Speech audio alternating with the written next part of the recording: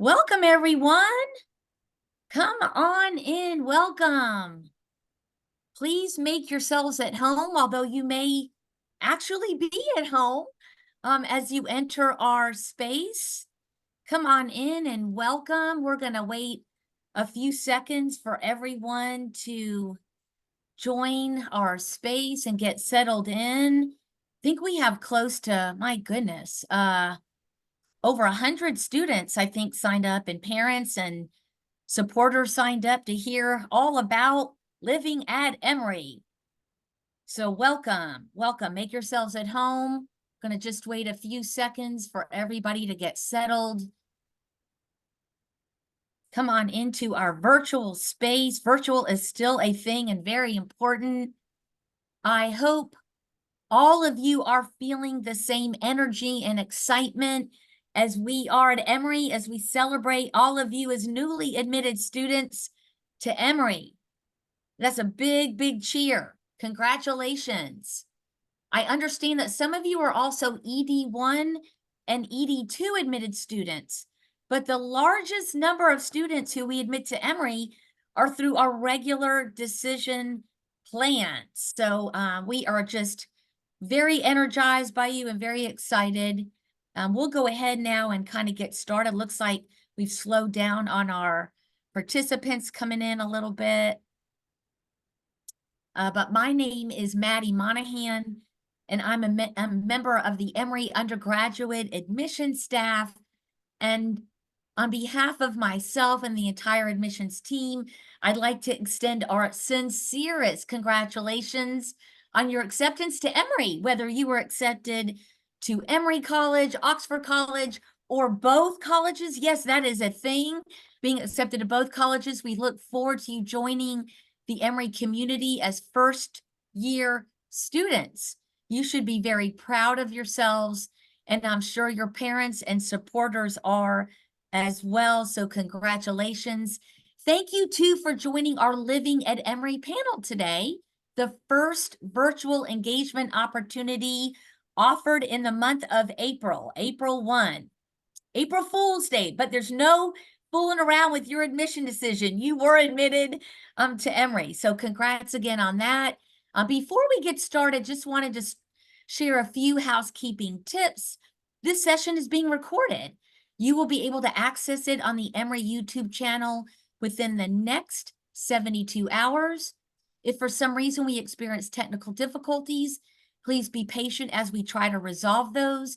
As we all know, the virtual world is not perfect.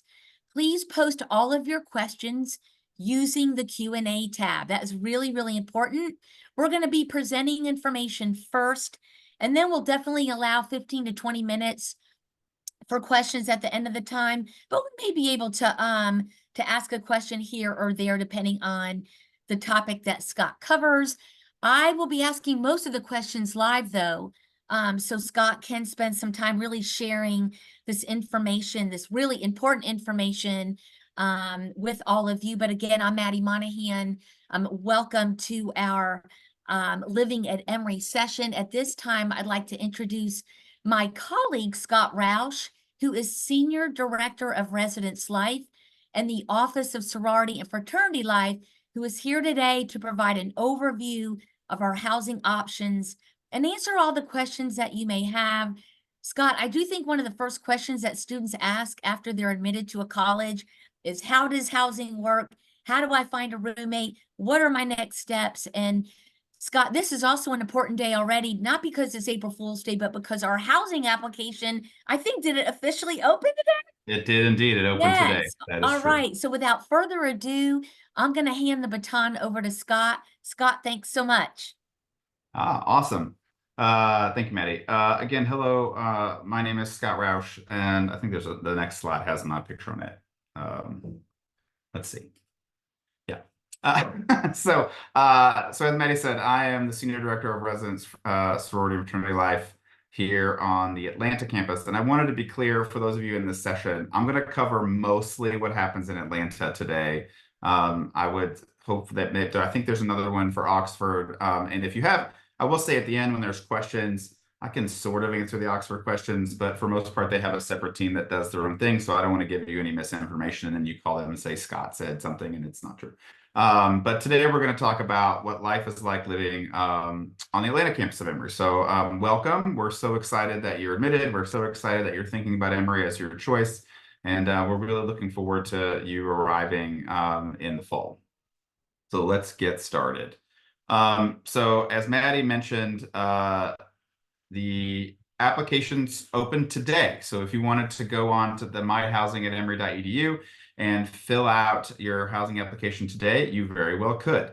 Those applications are officially due on June 1st. So you have from April 1st to June 1st to do all of that, the administrative piece. And then once the June 1st deadline passes, we do the assignments. And housing assignment, so your residence hall assignment will be released on July 15th. And again, all of that is still located in the same place. So to apply, to submit your application, and to go and do all the things we're going to talk about is really all in one location. It's just sometimes you'll be able to see things and sometimes you won't. And sometimes it's about checking certain boxes to be able to see other things. But your assignment will show up on July 15th. And then some other important dates for you. So Monday, August 19th is our first move-in day. So this is for our pre-orientation participants, early arrivals for like athletics or other things that you might arrive early for. And then our international students will all arrive on that Monday. And then Saturday, August 24th, is our all incoming first year. So the rest of the folks who haven't arrived on campus will come on the Saturday, including transfer students who are not participating in pre-orientation programs. So that's kind of the calendar from now until August. And so, again, if you have questions about that, we can talk about it at the end, but I just wanted to get kind of the sense of kind of where we're at in terms of the timeline. So, so the first year housing application overview. So, again, the agreement is on myhousing@emory.edu. And you're going to fill that out starting today until June 1st. What I would say is please allow for 48 hours after you submit your admissions deposit in order to gain access to your portal. So once the admissions deposit has been placed and it comes into effect, you'll have access to what is called My Housing Portal, which will have a lot of things that we're going to talk about today in it. And so you can look at those and play around. If you are unable to log in after 48 hours, please reach out to us at the housing@emory.edu email address. That is our sort of general email inbox. And there are multiple people trying to answer those as fast as humanly possible. That address will also come up later on in the session, so don't worry if you're not going to get it down right away. If you also are interested in roommate matching, which we'll talk a little bit about this later, but if you want to match with a roommate, so you're interested in coming with someone who you already know and you'd like to live with them, once you fill out your application and it is submitted, then the roommate match process will open up, and then you'll be able to see who is available to match as it relates to roommates. Also, if you're interested in immersion themed housing communities, you can check out the programs available for the 24-25 academic year. We'll talk about those a little bit more in a second. And as I mentioned in the previous slide, all the housing assignments will be released, which means there's an area of your My Housing portal that you won't be able to see during the application phase. But once we get to the 15th, that will come available and you'll be able to see where you'll be placed for the academic year. And so where could you be placed? So these are wonderful first year halls. This picture on this slide is what we like to call the formal lounge of Raoul Hall. But a lot of our residence halls all have very similar common spaces for students to be in. So the first year halls are listed below, right there. Alabama Complex, which is actually 3 halls, Hopkins, Smith, and Thomas. Dobbs Hall, which is our most historic, is the very first building built on the campus in 1915, although the inside was just recently renovated. So although the outside is over 100 years old and it's a historic building, the inside is relatively new. Raoul Hall, which again is the one that you see here, Eagle, Hamilton Homes, Harris, and Terman. All of them offer specific doubles and singles, and some have suites depending on the building. And then they all have private study spaces, public study spaces. Some have private bathrooms, common bathrooms. It really, there's a variety. Each building is different. What's really great, though, about our experience is all of the first-year students who live on campus have access to the common spaces of all of the other first-year halls, so that you can, if you live in one building but you really love the great room feel of Eagle Hall, you can still access that great room feel and go over and hang out there. And it's one of the best parts of community building in our halls, is the ability for all of the residents to move between buildings. Again, one of the other things that's, if you go on the housing website at housing.emory.edu, there are virtual maps of each of the buildings and virtual maps of the rooms. And so you can see what a room would look like. You can kind of, feel what it might look like for you to be in that space, and what you might want to bring and think about when you come in the fall. So our immersion communities. So we do have 3 immersion communities for first-year students. These are communities that offer some more intentional programming and resources that are designed around either connections from an academic experience, a culture experience, or your own personal interests. So for the 24-25 year, we have 3, the Black Men's Initiative, or BMI, the Black Women's Initiative, BWI, or Empowering First, which is dedicated to first-generation students coming to college for the first time, or however you sort of identify. And when you complete your housing agreement on the housing portal, this application will become available. And so you can click on this application if these 3 things interest you, and you can fill out the additional application for one of the 3. They are amazing opportunities. Where students can live together, work together, and program together around any of these particular things. Really amazing experiences for students, and students really look back on them and say it was a quintessential part of their first-year experience. All right, so roommate matching. So there are sort of a couple of things that you can do in terms of roommates. So if you're interested in searching for matching with a roommate, you complete your housing application, and then students will appear that you can search for to find.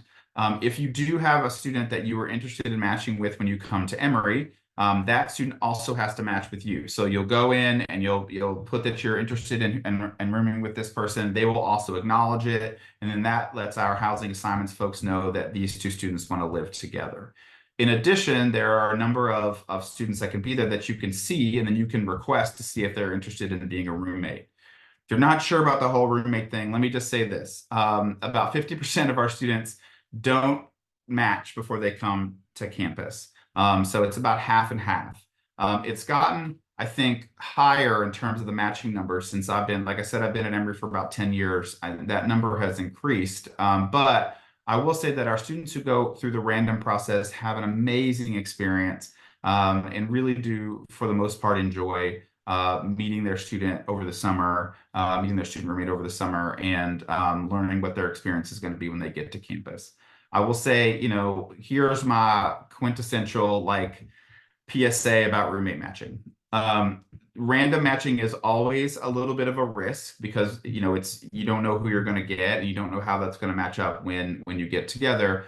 But I will say a lot of times when you're matching up with a roommate that you're coming to, you also don't know that person. So their experiences as a friend or someone who lives in your neighborhood or someone that you know from your high school that's going, you still haven't spent, 8 months together in a room with that person. And so I would say make sure that you have those conversations ahead of time about what it's like to live together, kind of work out, what might be the pain points or the differences that you might have to resolve or compromise before you get to campus. And then if that's something that you don't think that you're interested in, then come and do the random thing, because ultimately, we've had folks who random search who end up standing in each other's weddings, have best friends for life. I have a staff member who went to Emory as and is an Emory alum, and she met her roommate random when she got here, and they have been best friends since 2003. So, a 21-year or 22-year relationship all started because they went random. So don't be worried about that. But if you are interested in doing it, like I said, here's the process. Fill out your application first, and then you will get the roommate search process done. And again, if you're matching, both roommates have to match. I don't love this slide, but it's something we probably need to talk about. So when you sign up, when you do your housing application, there will be an opportunity for you to sign up for renters insurance. Things do happen on our campus. We are a little city of 4,500 people who live on our Emory campus in Atlanta, and stuff happens to things. You drop a laptop. Students will drop a smartphone down an elevator shaft. A bicycle will get left without locked and get taken. Students will leave something in the laundry room and someone will take it accidentally. All of those things could possibly happen. And if you are able to have renter's insurance, that protects you against those things. And so you can make sure that you get your property and stuff replaced. In addition, the renter's insurance also protects you if there are things that happen that are beyond your student or our control. 2 years ago, when we had a cold snap, and by I mean cold snap, it got cold for like a day in December, but we had some pipes burst as a function of that, and there were some flooding that we had to fix. And renter's insurance helps protect your stuff against that. It doesn't happen very often, but there are acts of God and things that do happen in Atlanta that renter's insurance can protect you from. And so we have partnered with a company called GradGuard. And so when you fill out your housing application, there will be a GradGuard screen in your housing portal that you can look at and decide. You can also go through your own insurance provider. Every insurance provider, whether it's Geico or Allstate or Farmers, whatever, usually have some sort of renter's insurance policy that you can use if that's more your thing. But we do offer this service in the housing portal for you to sign up for if you're interested in it. Also, if you have a need for an accommodation, so if there's a medical accommodation that you need, you'll need to go to our Department of Accessibility Services, DAS, to request a housing accommodation. These can be for a variety of things. And ultimately what will happen is if you go to DAS and you fill out the request form, they will ask for the medical documentation to understand exactly what your accommodation needs to be. And then they will work with us to try and get you to the best place. So for example, if you have allergies and don't need a carpeted floor, we can get you a room that has more of a solid flooring and doesn't necessarily affect your experience. If you need a single for any particular medical need, those are available. And so, but it's really, really important that the accommodation takes time to arrange, because there are a lot of them, because it's not just our first year students who are going through the accommodation process each year, it's all 4 years of our students. So what I would say is, as you begin to do your housing application, is to reach out to DAS at the contact information on the screen and make sure that you're getting ready to do those so that there's not a delay in us when we make our assignments in July, that we have all of the accommodation information so that we can make sure that your student or you are taken care of to the best of our ability. So there's a lot of folks that are living with you and that are around you on campus to make sure that you are safe, that you are taken care of, that you are well mentored, and that you have things to do. And so the first group of these is a combination of students and professional staff. So SAs are sophomore advisors. These are sophomores who are employed by Residence Life, who live on the buildings, and they've just finished their first year. They're starting their second year, and their goal is really just to mentor first-year students, to help them get acclimated to school, to connect them to the community, to really develop that sense of belonging that's necessary for you to feel like you're going to thrive in your first year. Secondly is our resident advisors. These are our juniors and senior students. They live in the buildings. They also do the same things that the essays do to a much more seasoned degree, but also they enforce policy. So they're making sure that the rules of the building are being followed so students can live well and excel in their spaces and their homes on campus. So these are things like enforcing quiet hours or maintaining the alcohol and drug policy, a number of different experiences that will help make sure that your student is successful. The third is our complex directors. These are professional staff members, master's degree professionals who live in the buildings. And so they supervise the 2 student staff positions that I just mentioned. And they work really hard to make sure that everything is sort of working for your student. Your student should connect with them. They'll send out weekly emails about what's going on in the building as well as what's on campus. And they can connect, the student can connect to them if they need a little bit more help than maybe the students can provide. And then lastly is what we call the Campus Life Professional on Call. So these are a series of professional staff members who live in our buildings and are on call 24/7, 365. So there's a phone number that can be called and they'll respond to students if they're in need. Again, they work really closely with the RAs, who might be the person who's working with a student. And so if, for example, if someone trips on the stairs and might have an injury or sprain their ankle, you can call our folks and they'll respond to you and they'll make sure that you get the medical attention you need to make sure that you're getting you're not down for a long time and you're able to get back up and get back to class and all those sort of things. And then underneath that is our university support services. So these are folks who don't necessarily live on campus, but are here for you to make sure that if you need anything, that your student can get it. So our Student Intervention Services is an organization that helps get students long-term care. So if they need, if they're having issues with food insecurity, if they're having issues with textbooks, if they're having a much more long-term need, they can contact Student Intervention Services and they'll get assigned a case manager who will help them manage whatever issue they're going through. Emory has a really unique thing called EEMS or EAMS, which is our Emory Emergency Medical Services. And these are undergraduate students who go through EMT training and are available 24/7 to be called to respond to students. So again, we go back to the example I gave before, where a student falls down some stairs and may sprain an ankle. More than likely, our staff will call EAMS and EAMS will respond and they will be able to offer sort of acute medical care with the ability to get you to somewhere more helpful to the hospital on our campus, the Emory University Hospital on our campus, if you need to go to the emergency room or figure out whatever the next thing that needs to happen. So it's a wonderful service that's offered. And then lastly is our police department. So Emory does have a licensed police department. They are part of the Atlanta Police Department. They're a precinct of Atlanta Police Department. They are on patrol 24/7, 365. The response time to most calls to EPD is under 3 minutes. And they will come and they do all kinds of things like traffic flow management. They'll come if there's any issues. They're there to provide support if there's a large group or gathering to make sure that folks are under control. And they're just a wonderful campus partner for us to have to maintain our, like I said, our little city here on campus. I know I'm going really fast, so if you have lots of questions, we'll get to them at the end. I'll try to not speak as quickly. But so our first year experience, are what we call FYE. This is really our program that allows students to connect to all kinds of different facets of the Emory University community, whether that's professors or academics in the classroom, or whether that's in your hall, or whether that's on campus in general. We try to offer a multitude of events so that you always have something to do, whether that's an evening or weekend, or whether that's more long-term like major or internships or a number of other things that might be available. We try to connect you in this first year, so the first 8 months of your experience in Emory, and really try to give you access to those resources and understand how to connect to them. So the first thing we do is Songfest. That will happen the Thursday of orientation week. The best way I can describe Songfest is like a giant band and lip sync competition merged into one.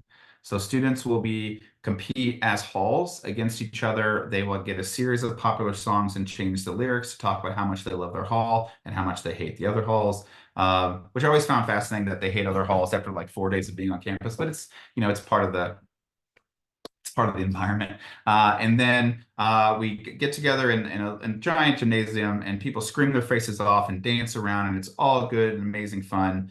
I think if you ever ask an Emory alum about Songfest, the things they will tell you is they can tell you who won Songfest and who should have won. That's always one of the things that they know. Our 5-week kickoff is a bunch of things that happen again within the first 5 weeks. It is a collaboration between a bunch of different places on campus, whether that's campus life, residence life, the Office of Undergraduate Education, and the college. They'll work really closely to try and get you connected to whether that's your advisors, understanding class schedules, understanding the pace of the day, time and work study habits.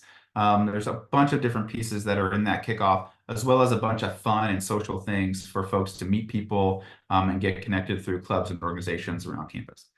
All of our halls will offer hall programming. So these are things that will either happen specifically on your floor in that building or will happen completely in an entire building. And those programs are really just for the 150 to 300 students who live there. Some of those are recurring programs, like most of our most of our halls have a thing called Tea Time Tuesdays. And so on Tuesday evenings, there's usually tea and snacks or whatever the topic is. And it's usually just students coming to get some food, hang out, have a fun conversation. There's not a whole lot involved in it, but just so that that's a regular thing that a student can have in their mind. So they know if everything else is going crazy that week, they know they can go to Tea Time Tuesday and have some time.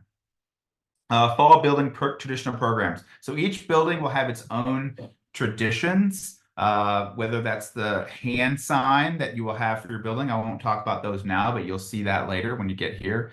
And each building has, a particular thing or set of things that they like to promote for students. And so every fall there will be one specific building traditional program for the whole building that's involved. Usually it's outside in the nice weather we have in the fall. It will have food, music, a lot of fun, but there are a lot of different pieces to it that are specific to that hall. So whichever hall you're in, just really pay close attention to whatever their tradition is, and you'll know when that happens. We also have an FYE Olympics.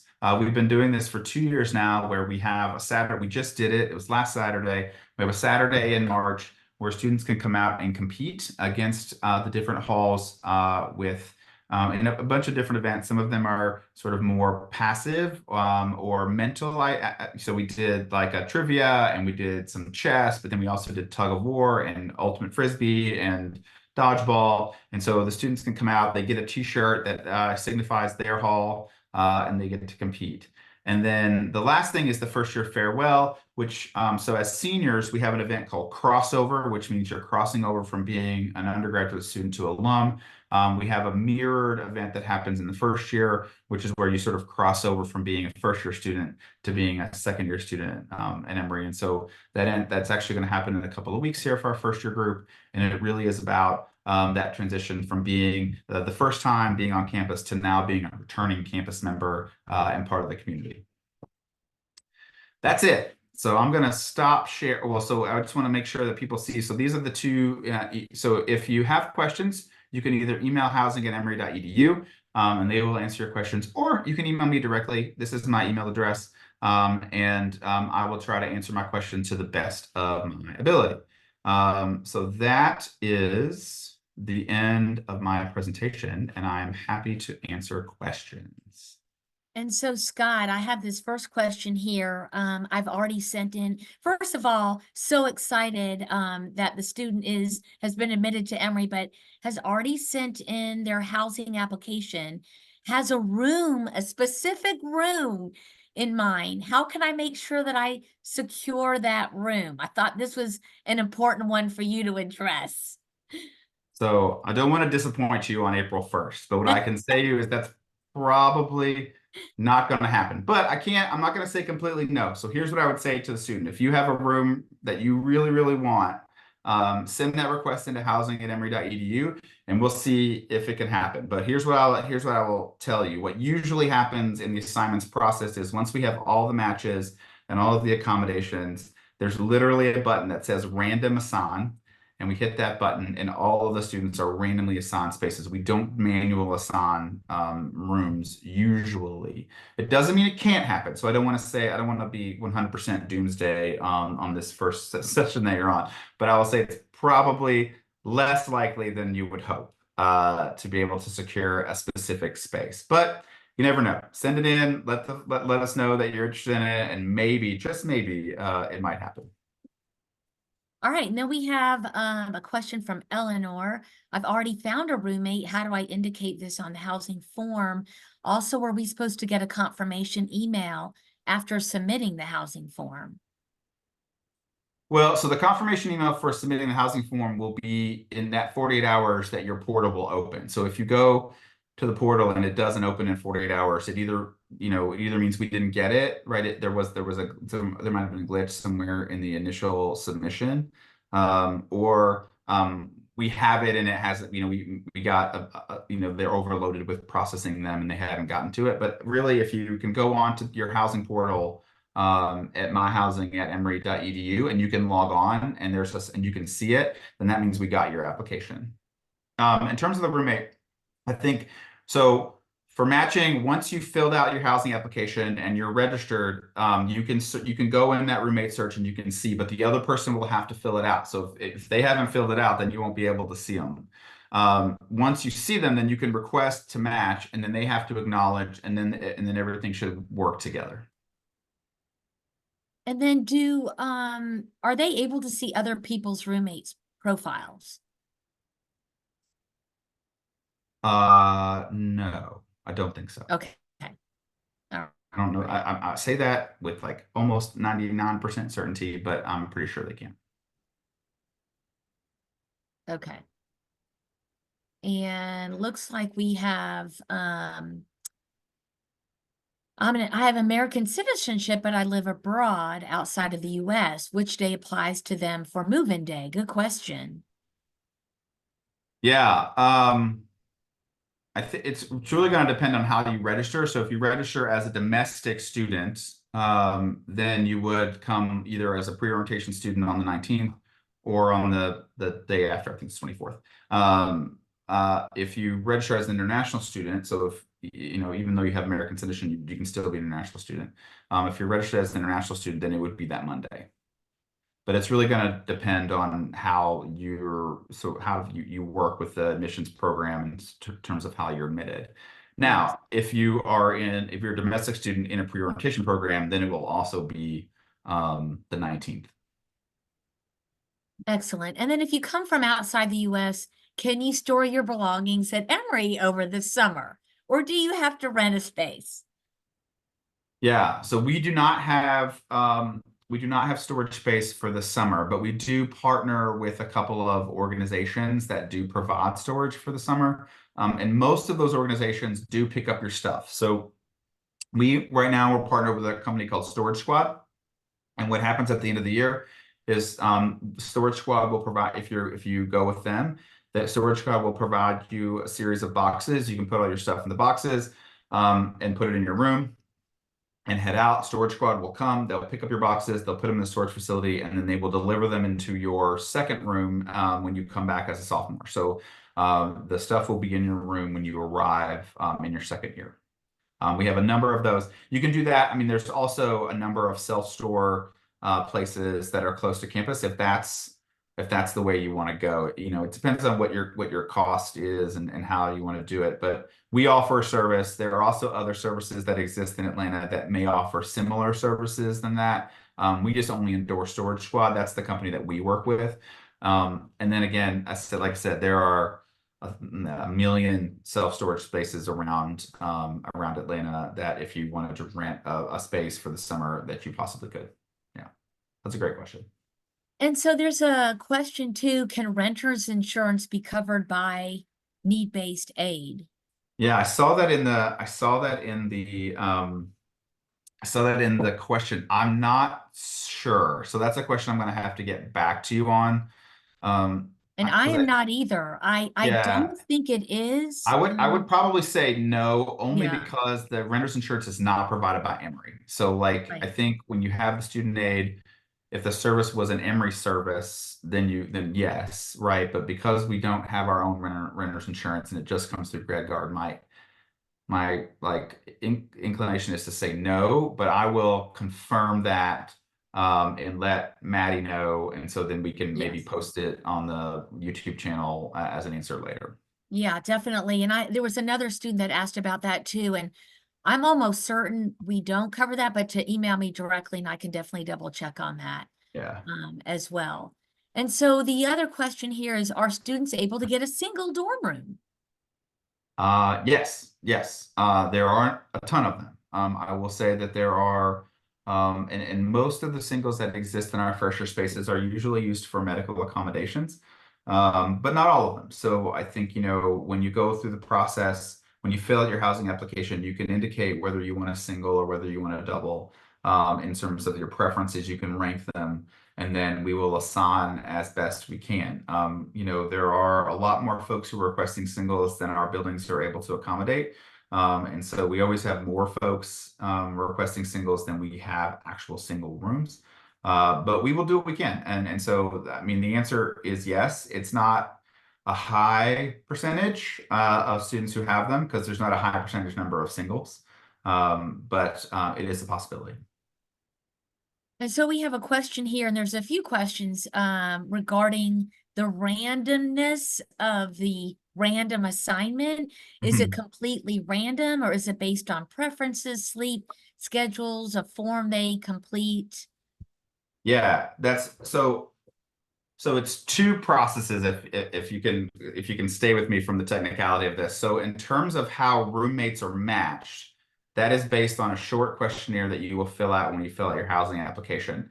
And so, for example, Maddie and I might be matched because we had similar sleep schedules, or the way we answered the questions matched up, right? So that part of it is not as random as the assignment part. That part really does sort of go into the algorithm in terms of matching folks. The assignment, the randomness of assignment goes into where we get placed in our double. So there's no set of variables that go into why a student might get assigned to Dobbs Hall or why a student might get assigned to Raoul Hall. That's sort of the part of the randomness. The matching piece has um, much more variables that are in it in an algorithm that sort of matches students up. So again, we call it random because it's not one of those things where like I chose Maddie, Maddie chose me. We will get connected, but we would get connected with a series of questions that we would answer. We would have answered yes or no to. That makes a lot more sense. Thank you for Yeah, explaining that. I do glad think, I could help. yeah, there's a lot of questions about who's going to be my roommate. And let me just Understand. say, students, when we're admitting students, when we're reviewing applicants, we look for students that are going to make really, really good roommates. So rest assured, you'll be matched with a really good roommate. And if you're not, and if there is not a good match, there are opportunities to change your housing, Yeah, right? there are. Yeah, that's also a great thing so we after the first 2 weeks of school, so 14 days-ish, we have what we call a room change process. And this is a 6 month period, or sorry, 6 week, 6 month, that's an entire year, 6 week period, where if you, and so there could be a number of reasons why you might want to go through room change. So one could be that you found a person in a class that you really, really wanted to live with, but you didn't know that person before you got to Emory. And so the two of you would like to live together. So you might request a room change so that the two of you can live together. One might be that you really love your roommate, but you don't love the building that you're in, and you really love to live in a different building. You can put in a room change request. Now, not all room change requests are granted, but we do go through the process and we do meet with every student who puts in a room change request to talk through what's available, what the process would look like. So, and that happens in each semester. So it will happen in the fall semester and again in the spring semester. So there is an ability once you are assigned. Now, we usually don't change rooms between that July 15th date, and then it's usually like September 1st or September 6th when we do it in the fall, something like that. And so there's usually not a lot of movement in between that time frame, that sort of 2 months. But once you're on campus and you have that 2 week period, then we go into the 6 weeks of room change. And we will announce that. You'll see the process. We'll make sure that you understand it. You'll be able to meet with either your RA or your SA or your complex director who will help walk you through it. And again, that's, so if you're not exactly thrilled with the sort of match, either the roommate or the space, we can have a conversation about potentially moving you. What I will say is our classes are big. We have full classes, which is a great thing for Emory. It's a great thing for you to be exposed to so many great students. But that means our space is really limited. And so a lot of times that room change, it's a little bit of waiting to figure out if there's another person who wants to move, and we can kind of move folks around. There's some moving pieces there, but it does exist. Excellent. There's a few questions about, is the housing selection kind of first come, first serve? Does it matter when you submit that application? Um, I think so. It does in some senses in terms of things like accommodations, um, and getting all of that paperwork processed. So I would say the earlier you submit and the earlier you go through the accommodations process, the better, because that's going to make. So what happens with those students is they get pulled out of that Mhm. random assignment pool, and they can go into the spaces that we already know they're going to need, which helps us understand who's in the pool of students who need to be assigned. If you're in that general, if you don't have an accommodation, you're coming with a roommate, or you're looking to do random, it doesn't matter. As long as you do it before the June 1st deadline, you're kind of all in the same space, and so there's no preference to earlier doing it, because we don't make the assignments till after all applications have been submitted. So it doesn't really you don't get any preference to a specific space or to a process before then. And so for the mixed gender floor, Scott, do females have to share bathrooms with males, or is there one for each? There is usually one for each. Sometimes the floor can have, we do allow the students to have some choice in that. But the way that we do it with co-ed floors is they're usually winged. And so there will be a men's bathroom on one side and a women's bathroom on the other, and students can go to those. We do allow the students to have a conversation about whether or not that's the way they want to do it, or do they want to flip them. We try to make sure that the students feel the most comfortable as possible in that spaces.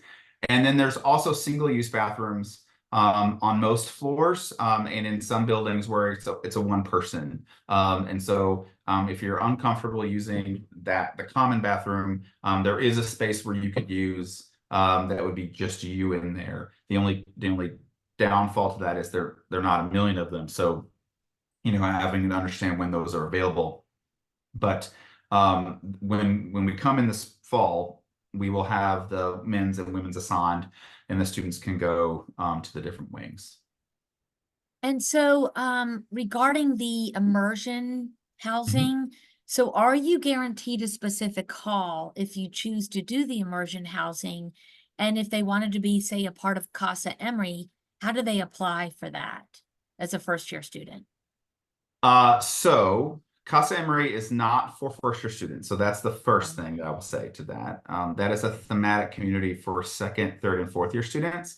So ultimately, the answer to your first question is you can apply when we get to the housing selection phase, which is essentially right now. So this time of year in 2025, if you're interested in Casa Emory, you would apply. And then we work with the Department of Spanish and Portuguese to make the assignments for that building for Casa Emory. Same thing for a couple of our other thematic communities for sophomores, which is our Media, Literature, and Outreach House, our Bayit Cooperative, which is a observant Jewish facility, and then our Black Student Association House, which is what we call BSA. And so those three are upper class. Oh, and Clifton Communities. Those are all of our upper class thematic communities. For immersion communities, the answer to that is yes. So if you are accepted into the emergency community, those do exist on specific halls and specific floors. So you would go into that space. If there were more students that applied than we have a hall, then we just sort of cobble the space that's near. So it would be maybe a floor and a half or whatever. But usually they exist in one space. Now, those spaces do differ year to year. It's not like the same floor is always empowering first, because we try to see what the size of the group is going to be and then try to accommodate it with a floor that can fit all of the students. And so some buildings have larger floor spaces than others. And so, for example, Dobbs Hall, which is a little smaller, might have, just randomly thinking in my head, it might have 14 rooms on a floor. And we might have students that need 26 room spaces. And so then you might go into a Raoul or Eagle that has a larger floor space. Excellent. Looks like there's a question about can they request a suite, and there is options for a triple rooming space. Are they able to match 3 roommates together? So requesting a suite and then for triple space rooming. Yes. So the answer to both those questions is yes. Okay. You can request a suite. Again, it's very similar to what I was talking about with the singles. There aren't a ton of suites. And so if you request a suite, we will fill those as best we can with the suite spaces. And I'm going to say that again, I'm going to Taylor Swift heart hands. If you come with 3 roommates, we will make sure you get a triple. Because those are sometimes hard spaces to fill, even though the triples are gorgeous and they're big rooms. A lot of times people hear triple and living with two roommates and they get a little nervous about it. But if you would like a triple, we would love to put you in a triple. So if you have two roommates that you want to come with, we will fix you up and get you in one of those spaces for sure. And so the next two questions, Scott, really have to do with sort of moving in date and if they're Hmm. doing a pre-orientation program, when would they be able to come in? And if they're not, are they able to come in early? Move in early. Yeah, so this is tricky. So I think if you're coming for a pre-orientation program, really your move-in day is the 19th. And what we've built into the pre-orientation programs, although I'm not responsible for them, but we do help them implement them, is that there is time sort of built in for you to get accommodated. Because really if you think about it, if you're moving in on the 9th, 18th, 19th, I can't, 19th, and then you're going to go, and then but the real show doesn't really kick off till the 24th. So the idea is you're really going to have those 5 days to kind of get your feet underneath you and get connected to your program and then connected.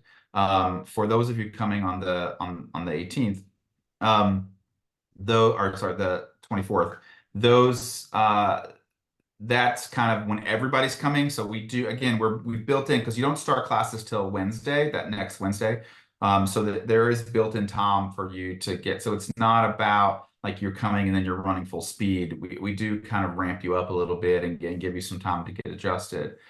Can you come early? The answer to that is yes. There usually just needs to be a reason. So if when we're getting closer, if it's a thing, because our move-in days are weird days, right? So moving in on Monday is weird for folks who have working families, and may not be able to get down to Atlanta to move you in.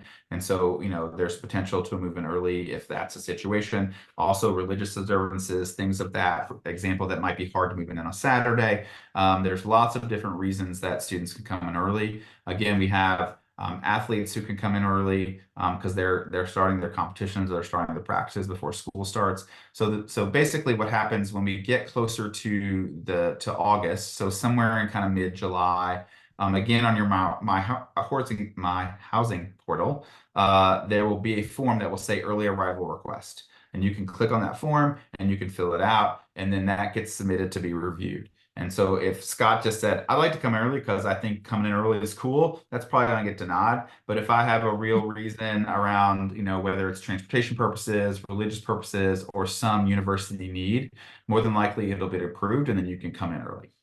Now, the only thing I will say about coming in early is that we do a really great job on the 19th and the 24th of having resources and services that help you move in. The move-in process at Emory is one of the best I've ever seen in my 20-something years of doing this work. And so when you arrive in your car, we unload it, we move your stuff up to your room, you have very little to do. What I will say is those things don't exist as much on those early arrival days because we're not ready to be open. So, it's a little more self-service on those early arrival days. So I think, weighing what's in your best interest, whether it's coming early or coming on those days, is something that you need to do with your family and figure it out. And then you can fill out the early arrival application if that's what really works for you, or come on either one of those days. So there's a question here about how to become a resident advisor. We already have students who want to take on leadership roles. It's pretty Yeah, well, you amazing. have to wait till you're sophomore, but that's cool. Thank you. You can apply to be a sophomore advisor. The application for sophomore advisors will open up in November of 2024. So there are 88 sophomore advisors. And so if you're interested in that application, again, it opens in November and the selection process happens in late January. And then that's the exact same thing for RAs, but only juniors and seniors can be RAs. So you can, when you're in your sophomore year, that same time frame in November, the application will open for RAs, and you can apply for that position. And again, the selection process goes about the same exact time frame. And when essay applications are ready to go out, we will make sure that you're aware. We'll have a bunch of networking sessions for you to come and talk to all of us and ask us questions about what it means to be an essay, what it means to work for Residence Life. We'll try to answer those questions for you and give you a sense of what it's like to go through this selection process. And again, when you come back from winter break, we will bounce into the selection process at the end of January. But excited, so excited that you want to do it already. Me too. That's a great sign. Yeah, yeah, yeah. Someone had already submitted their housing application. Are they allowed to go back and edit any of their responses? Yes, you should be able to go back and get it. If you can't, send me an email or send an email to housing@emory.edu and we can unlock it for you to go back and do it. And then just in terms of restrooms, communal, shared, how does that all kind of work? I know depending on which floor you're on and which residence hall you're living in. Yeah, yeah, so I mean, so if you have a suite, so I'll start with the easiest one. So if you have a suite, that usually means it's a double and a double with a bathroom in between. So that means the four of you will share that one bathroom space. And so that's the easiest of the things. So all four of you kind of have conversations about what toms and things you need to get in there. There's usually one toilet, one shower, and space. The one thing, one great thing about all of our rooms on the campus is they all have their own sinks. So in your room is a sink, so you can do a lot of your teeth brushing and face washing and things like that in your room. You don't actually have to go to the restroom facilities to do it. So the second type would be if you have a single gender floor, and that usually there's usually 1 to 2 common bathrooms, and then they're specifically designated for the gender of that floor. Complex is one of the halls where we have specific floors that are designated by gender only. And so those bathrooms usually have, say, 3 shower stalls, 3 toilet stalls, and then a row of sinks. And so then, and they're separated. The stalls have doors, the shower stalls have doors. And so usually, there can be 3 to 4, depending on the size of the bathroom, 3 to 4 folks showering at a time, or using the restroom, or using the sinks. And then on our co-ed floors, as I said before, we usually have a men's restroom and a women's restroom on the floor, on each end of the floor. And then they're about the same size, look about the same as the ones I was just speaking about.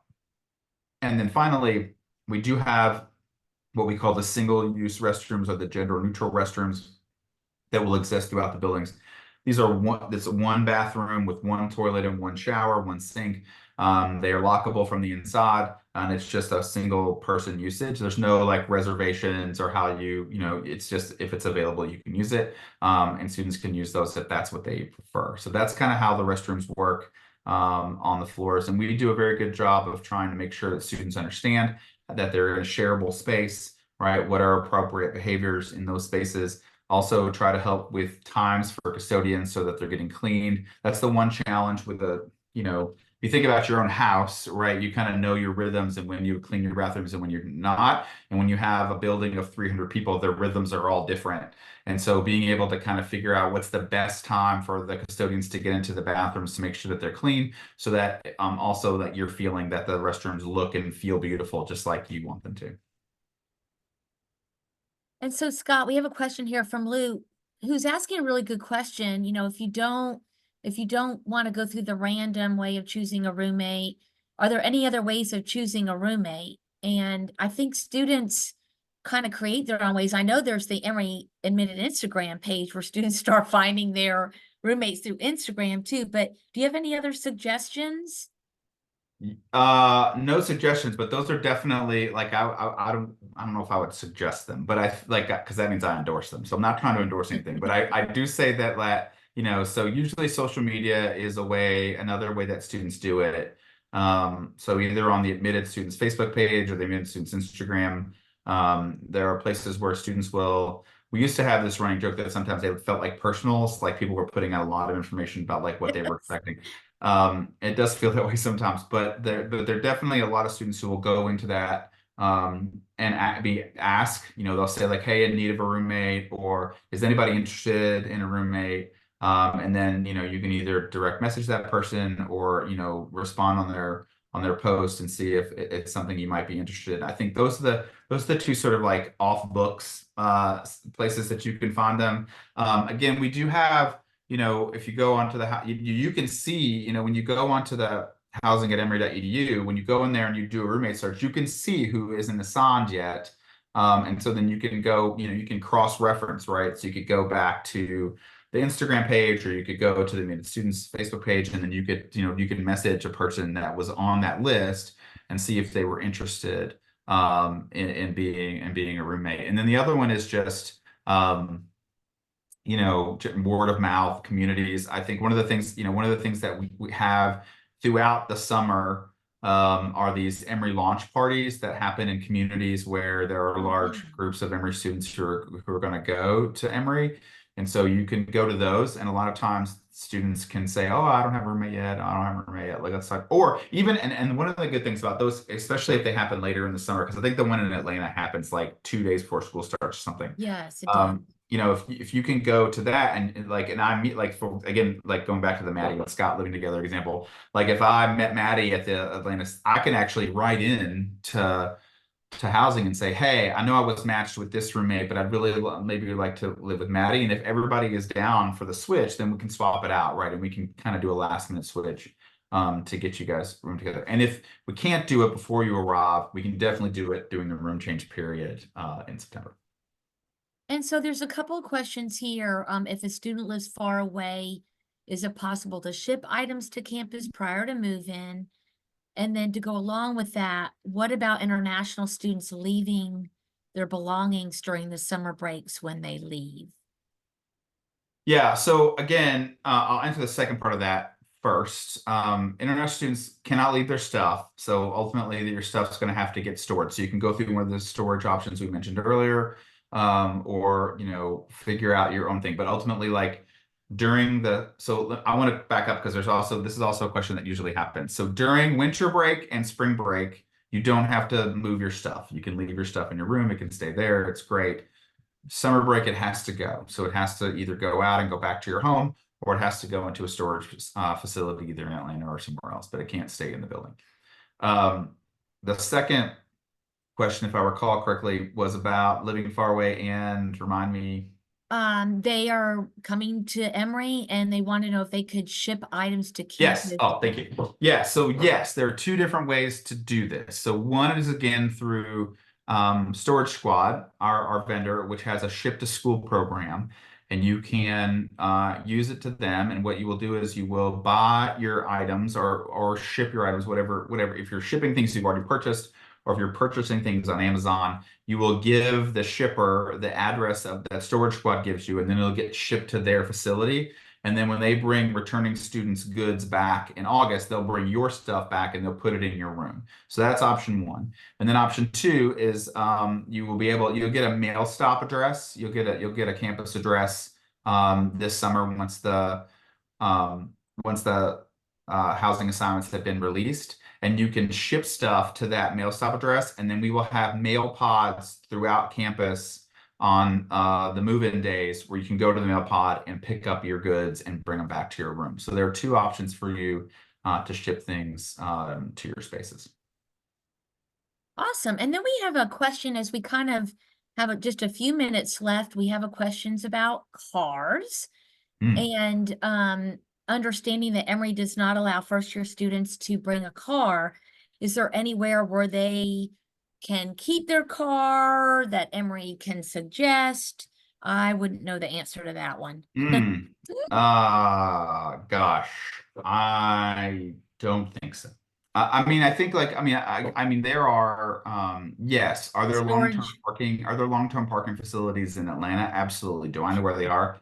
No idea.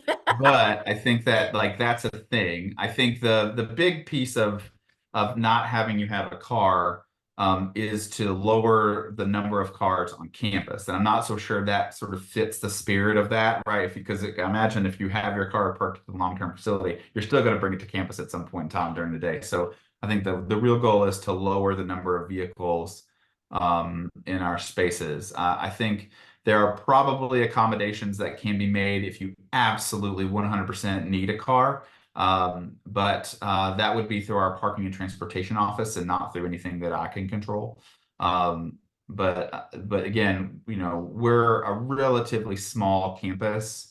I know some students, but because their exposure to larger campuses is limited, so they see Emory as big, and it is big. I'm not saying that it's not, but most of the things you can get to for a 10 to 15-minute walk. There's very few things that are farther away than that.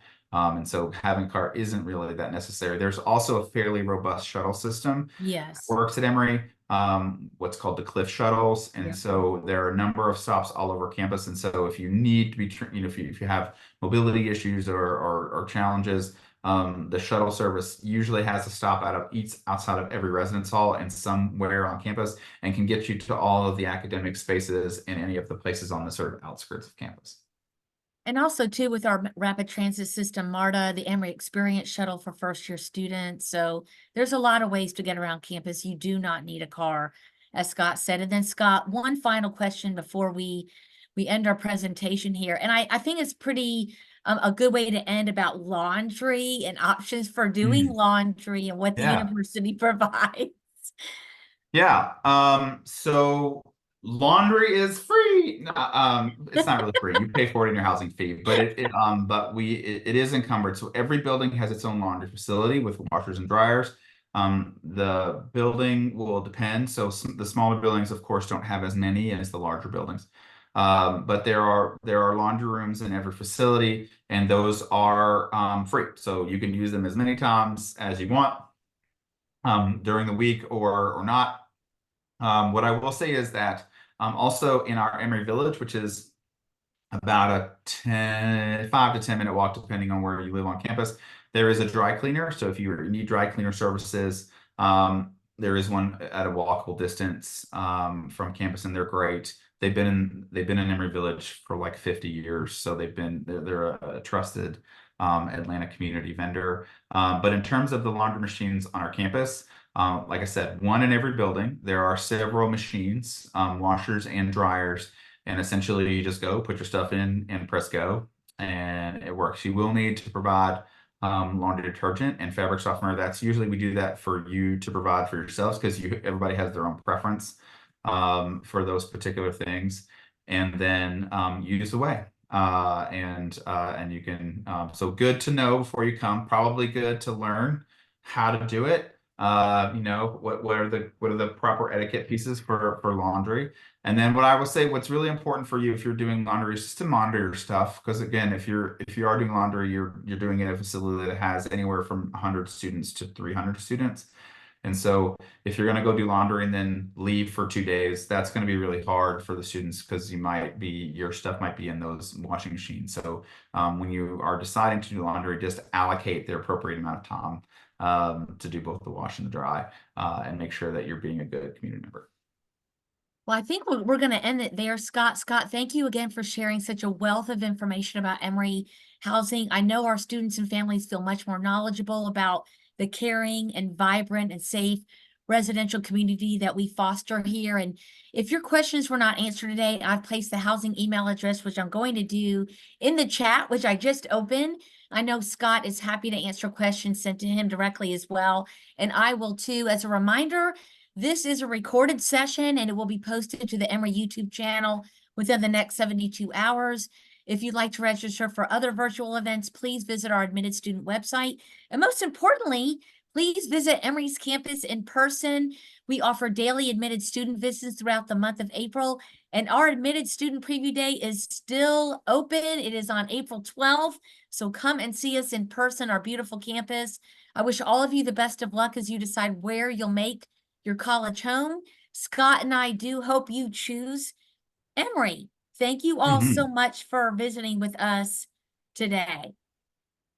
I'm going to put that housing email in there. Or did you already do that? I put mine in there. Thank I you. can Oh, put the that's housing one in there as awesome. well. I'll do it right now. Oh, yeah. So either one of those two emails will get you a good answer. And I'm going to put mine in here as well, even though I'll probably have to call Scott to get the answer correct. But Okay. That's okay. Thank you all so much, and we hope to see you in the fall for sure. thanks all. Take care now. Be safe All and right. be well. Bye-bye. Thanks, Scott. Thank you.